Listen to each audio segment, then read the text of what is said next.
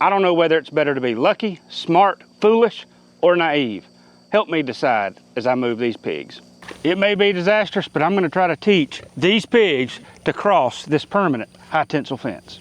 I've saved just about $100 feeding this group of breeder pigs along with our boar on this 1 acre field of cover crops. Now it's time to move them over to the next field, but there's a problem.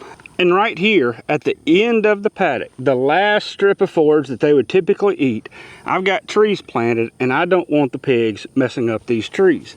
The same is true for the paddock next door as well. So in order for me to use the electric gate right there, I'd have to bring the pigs through here, make a U-turn with the pigs, and then quickly bring them all the way down to the end, because I want to strip graze that paddock as well so that the pigs save me money on feed costs.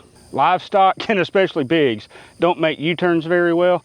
Now, if I were to give them a day or two to make that adjustment, they'd do it in a heartbeat. But again, I don't want to leave the pigs in here to mess up the trees that I planted right there. So I'm going to try to move those pigs through the electric fence, and I'll show you how in a moment. But the first thing I've got to do is prep the next field over for the pigs as they come in. I used the mower and cut underneath the electric fence on both sides of where I'm going to be moving the pigs. I also went and cut the lanes. And one of the beautiful things about that, the pigs, these pigs particularly, have figured out that when I'm mowing along the edge of lanes and cutting strips, that they're about to get a fresh strip of forage. They, a lot of times, can intuit. It's not unique to pigs. In fact, I moved the cows when I got here this morning, and they knew that they were getting a move as soon as I pulled up and started cutting a lane for a temporary fence. It's really beneficial for the pigs to see you setting up a paddock, especially if you have breeder pigs or pigs that are going to be on your farm for a long period of time, because they get to learn your system, your management style, and the process you go through to move them. I'm going to go turn the fence off, set up the first strip, and then loosen the fence and let the pigs in. So I've got the fence off that the pigs are on back there. Unfortunately, it's several hundred feet straight down there, and I'd prefer to be much, much closer so that I can just connect the power when it's on. With better trained pigs like these breeder gilts, it should be okay. With feeder pigs, I always try to get the fence on within 30 or 60 seconds of having the pigs back in the paddock. Let's just hope it goes easily. Now that I've got the temporary fence set up, it's time to go loosen the strainer. High tensile fence is kept tight with strainers that when turned wrap the wire around them, taking the slack out of the line. I try to keep enough wire on the strainer so that I can loosen it and lower the line so that I can drive over it with tractors or other equipment. As you can see, with the right equipment, it's a real simple process of loosening the wire, and then tightening it goes much faster. So now, after loosening the two lower lines, I walk back down to where I want the pigs to cross, and I raise the high tensile wire by picking up the clips high enough for the pigs to go underneath. Pigs prefer staying low to the ground, and they prefer going under an object rather than over it, but they can jump over a fence. I've had a sow jump over a 4-foot fence easily.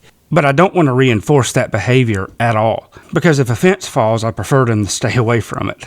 Looking back at this video, it just amazes me how easily it went. It's a shame that I lost the audio in this. But because I've been strip grazing, because the pigs are used to me moving fences for them, and because they actually watched me setting up the paddock and mowing and prepping it, they move so easily, they know what to expect, and they're used to my system. But I would not plan on trying to do this quickly with pigs that I've just trained to the electric fence. Give them some time to learn your own management style. Now it's time to put the high tensile wire back in place, and then I need to go tighten it.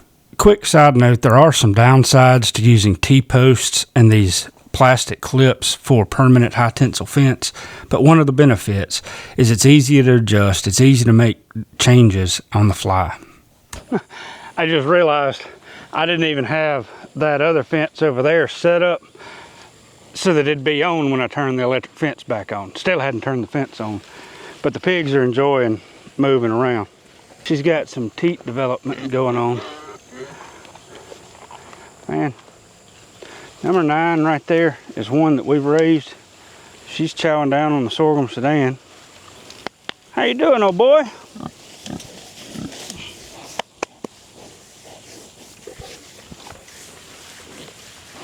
You leaning into it, aren't you? This is one of the new Berkshire Gilts that I'm really pleased with. This is the deer rock that had those Hampshire piglets. She's starting to fill out now that we pulled the babies off of her a little bit.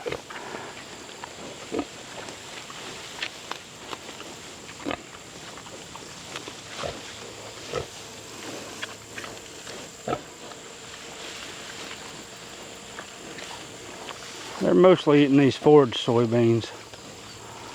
The pigs have absolutely demolished most of the briars and brambles in it. The paddock that they're in now has a lot of them, but I'm hoping that they'll chew those down, root them up, and tear them up as well. That's one of the benefits of having the pigs in the woods for a longer period of time, for the whole week or two that I'll be grazing this field out there, is that they will have a lot of impact on some of these briars and brambles that I really don't want in here. I think I was lucky and foolish at the same time.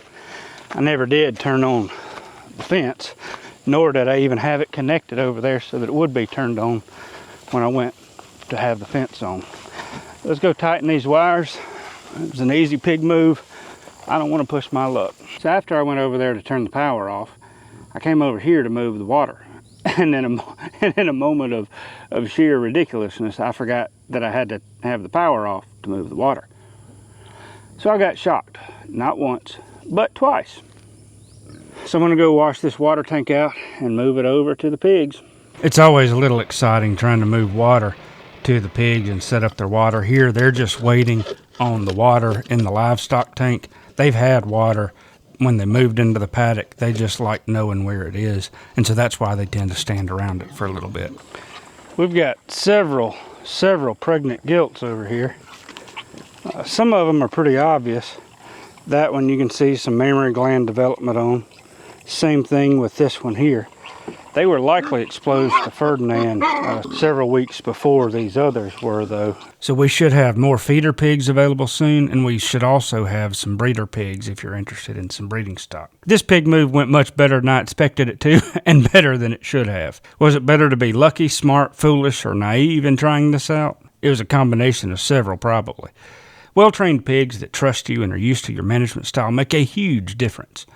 I kept forgetting the little things like making sure all the fences were electrified before I moved the pigs. Then I got shocked while trying to move the water. Trying to record everything for these YouTube videos keeps me pretty scatterbrained. But I was both foolish and lucky today. But having well-trained pigs makes a lot of difference in terms of saving you from mistakes that you make. Especially in a move like this where they love foraging, they just enjoyed staying in the paddock longer. If these had been new feeder pigs, I doubt that it would have gone as well, though. Sometimes it's better to be lucky, even if you're foolish, and sometimes it's good to be naive and try something new.